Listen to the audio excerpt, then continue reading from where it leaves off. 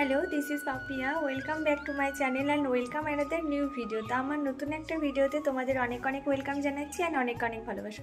তো আজকের ভিডিওটা কিন্তু সকাল থেকেই স্টার্ট করছি। দেখো, তো সকাল থেকে উঠে পুরো সমস্ত ফ্রেশ হয়ে গেছি, সমস্ত টুকটাক কাজ করে নিয়েছি। তো আজকে শুধু একটা ব্লগ ভিডিও না, তোমাদেরকে আজকে ভিডিওর মাধ্যমে আমি কিছু কথা বলতে চাই। আমার ভিডিও করা নিয়ে বলো বা লাইভ করা নিয়ে কিছু কিছু বাজে কমেন্ট পাই, তো সেই ব্যাপারে কিছু কথা শেয়ার করবো তোমাদের সাথে। তো তোমরা পুরো ভিডিওটা কিন্তু কেউ দেখবে, কেউ স্কিপ করবে না। আর অবশ্যই তোমাদের জন্য একটা কি বলবো, সারপ্রাইজও আছে, তোমাদের দাদা ভাইয়ের তরফ থেকে। তো তোমরা তো সবাই জানো যে আমরা বিবাহবার্ষিকীতে আমাদের ওখানে গেছিলাম, বলতে মহিষগ্রাম আমার বাপের বাড়ি। তো সেখান থেকে এসে মোটামুটি 2-3 দিন আমি সেভাবে কোনো কাজই করতে পারিনি। জাস্ট খাটও বলো বিছানা বলো সেইভাবে পরিষ্কার করতে পারিনি। যেটা ছিল ওটাই কোনো রকমের চাদরটা পেতে কোনোভাবে ঘুমাতাম, সময় পেতাম না। তো আজকে মোটামুটি সকালে সমস্ত কাজ সেরে নিয়েছি। তারপরে দেখো, আমি ফার্স্টে আজকে ভেবেছি, আগের দিনই ভেবেছিলাম যে আমি বিছানাটা আজকে একদম পরিষ্কার করব। কি বলবো, তোমার খাটের ওখানে দেখো জলের বোতল থেকে শুরু করে আমার টুকিটাকি দরকার সমস্ত কিছু আমি ওখানে রাখি, টুকটাক যেগুলো দরকার হয়, বারবার উঠতে হয় সেই জন্য।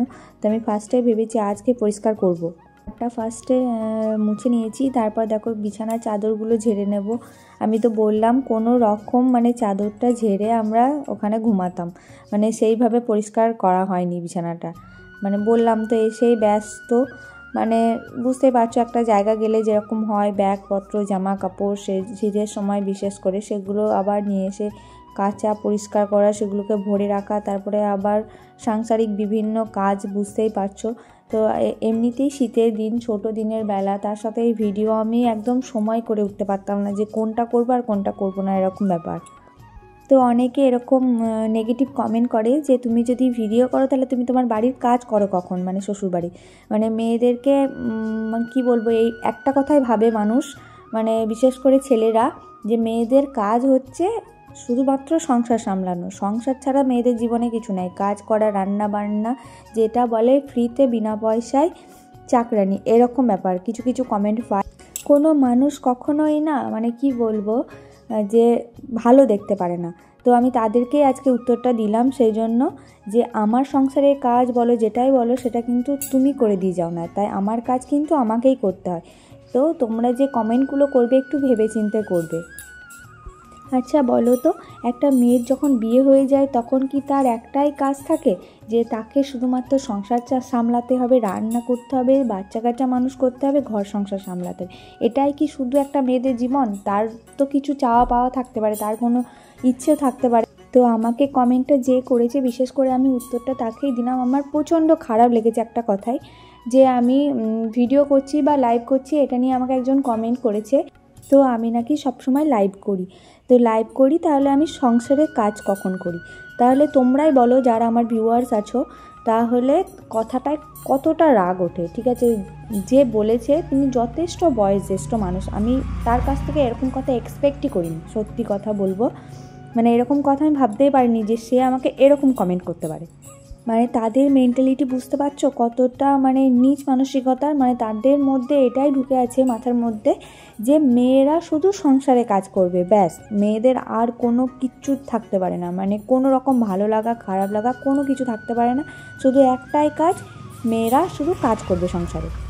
আর আসল কথা হচ্ছে না, এখনকার যুগে দেখো বিশেষ করে কেউ কারোর ভালো দেখতে পারে না। আমি যে এই ভিডিও করছি, আমি এটা নিয়ে যে একটু এগোতে চাইছি বা একটা নিজের একটা পরিচিতি করতে চাইছি, সেইটা মানুষ সহ্য করতে পারছে না।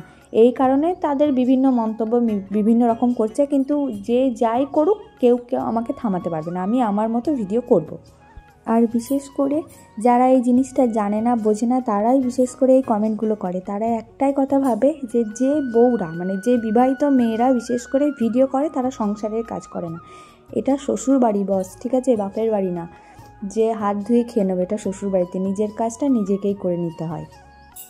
কথাটা হয়তো খারাপ লাগে, বাট এটা একদম বাস্তব সত্যি কথা, তা সেটাই বললাম আমি। তো চলো এই ফালতু ব্যাপার নিয়ে আর মাথা ঘামাবো না। সব কিছুর একটা ভালো খারাপ দিক আছে, দুটো দিক। তো সবাই যে আমাকে ভালো কমেন্ট করবে এটা আমি কখনোই আশা করছি না। হয়তো 10টার মধ্যে 2টো কমেন্ট অবশ্যই খারাপ থাকবে, তো সেটা নিয়ে আমি মাথা ঘামাবো না, আমি আমার মতো এগিয়ে যাব। আর আমি আমার মতো কন্টেন্ট ক্রিয়েট করব, আমার ইচ্ছে মতো, আমি কারোর কথা শুনবো না। আর আমাকে এখানে শুধু কয়েকজন হয়তো খারাপ কথা বলে, কিন্তু আমাকে এখানে ভালোবাসার মানুষ অনেক আছে যারা ভালো ভালো কমেন্ট করে, দিদি ভাই তোমার এই ভিডিওটা খুব সুন্দর হয়েছে, এটা খুব ভালো হয়েছে, তুমি এইভাবে এগিয়ে যাও। তো আমি এত ভালো ভালো সাপোর্ট কমেন্ট পাই, তো এগুলো নিয়ে আমি এগিয়ে যাব। তো সব ফালতু কথাতে আমি আর কান দেবো না। তো দেখো আমি আগেই বললাম যে জামা কাপড় সমস্ত কাছাকাছি করেছি তোমাদের দাদায়ের।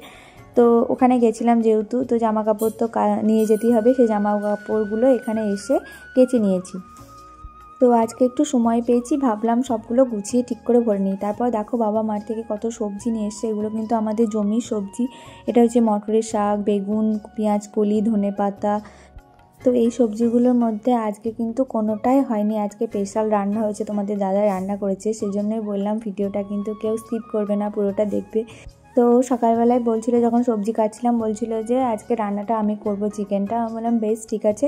ও বলছে আমি কিন্তু খুব ভালো চিকেন রান্না করতে শিখে গেছি, এখন আমি আজকে রান্না করে সবাইকে খাওয়াবো। আমি বললাম বেশ ঠিক আছে, তাহলে তুমি যদি করো তাহলে তো আজকে আমার খুব ভালোই হয়, আমি অন্য কাজগুলো করবো। তো আমি সবজি কেটে মশলা বেটে সমস্ত কিছু ওকে একদম রেডি করে দিয়েছি। তারপর দেখো রান্না করছে, কালারটা কিন্তু খুব সুন্দর হয়েছিল আর খেতেও কিন্তু খুব টেস্ট হয়েছিল সত্যি। মানে আমিও ভাবতে পারিনি যে ও এত সুন্দর চিকেনটা রান্না করতে পারবে। আগে একদিন করেছিল, বাট এতটাও ভালো হয়নি, কিন্তু আজকে চিকেনটা হেভি হয়েছিল, সত্যি খুব সুন্দর। আর এটা হচ্ছে চুকু পালং একটা শাক, আর এটা আমি মানে আগে কখনো খাইনি, আমি এখানে এসেই ফার্স্ট টাইম খেয়েছি, কিন্তু খুব সুন্দর, মানে টক, খুব ভালো লাগে খেতে। তো সেটাই রান্না করছে দেখো, এটাও কিন্তু খুব সুন্দর টেস্ট হয়েছিল। তো পরে তোমাদেরকে দেখাচ্ছি কালারটা খুবই সুন্দর হয়েছিল, একদম সেই চাটনির মতো এরকম ভাব। তো দেখো এটাও তো মোটামুটি হয়ে গেছে, তো রান্না কমপ্লিট। তো তারপরে আমি আর ভিডিও শ্যুট করতে পারিনি, তারপরে আমরা একটু শপিং করতে গেছিলাম, কিছু কেনাকাটা ছিল, তো সেই জন্যে। তো সেই দিন আমাদের ডিনারে ছিল ভাজা পুলি। তো তোমরা আগে যেহেতু শর্টসে দেখে নিয়েছো অলরেডি, মানে কিভাবে করা হয়, ভাজা হয়, তো সেটা আর বলছি না। তো তোমরা সবাই অলরেডি আমার শর্টস ভিডিওতে দেখে নিয়েছো। তো দেখো এটাই তৈরি করছিল মা আর আমি দুজন মিলে তৈরি করেছি। তো এখানে দেখছো কিছু ছোট তৈরি করা হয়েছে, কিছু বড়, আর এই গুড়টা দিয়ে রস করতে হবে। তো সমস্ত তৈরি করা হয়ে গেছে। তো দেখো এবার একটা একটা করে ভেজে নিতে হবে, একটা না সরি, মানে কয়েকটা কড়াই যতগুলো ধরার মতো সেরকম দিয়ে ওগুলোকে ভেজে নেব। কিন্তু ভাজার সময় জালটা ঠিকঠাক দিতে হবে, মানে গ্যাসটা একটু ফার্স্টে বাড়িয়ে দিতে হবে, তারপরে 5 মিনিট কম দিতে হবে, কারণ একবারে যদি তুমি বাড়িয়ে ভাজো তাহলে কিন্তু পুড়ে যাবে, সেই জন্য একটু কমিয়ে ভাজতে হবে লাস্টে। তো দেখো ভাজার পরে কালারটা এরকম এসছে, খুব সুন্দর খেতে হয়েছিল, টেস্টটা কিন্তু খুবই সুন্দর। তো আমার তো দারুণ লেগেছে, কি বলবো, তোমরাও চাইলে একদিন বানাতে পারো। তো যদি কারোর রেসিপিটা লাগে অবশ্যই আমাকে কমেন্ট করো, আমি বলে দেবো। তো দেখো এদিকে রস হচ্ছে আর এদিকে অল্প অল্প করে ভেজে নিচ্ছি, আর একটু ভাজতে একটু সময় লাগবে, মানে আমি তো বললামই যে ওই জালটা একটু কম দিতে হবে, গ্যাসটা কমিয়ে ভাজতে হবে। আর তুমি যদি একটু খুব বেশি পাওয়ারে ভাজো তাহলে কিন্তু সব পুড়ে যাবে। পিঠে ভাজছো নাকি? কাছে নিয়ে এসে দেখাও।